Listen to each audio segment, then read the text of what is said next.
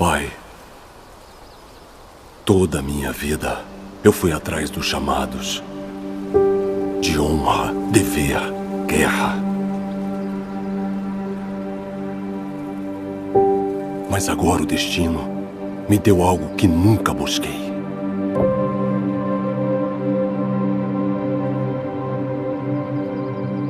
Uma criança. Uma vida intocada pela tormenta. Divida comigo a força do Pai de todos. Assim posso lutar mais uma vez, derrotar mais um inimigo e voltar para ela. Não como um guerreiro, mas sim acolhedor. E ensiná-la não a batalhar, mas sobre quietude. O tipo que eu nunca conheci. Por favor, Pai, ouça minhas palavras.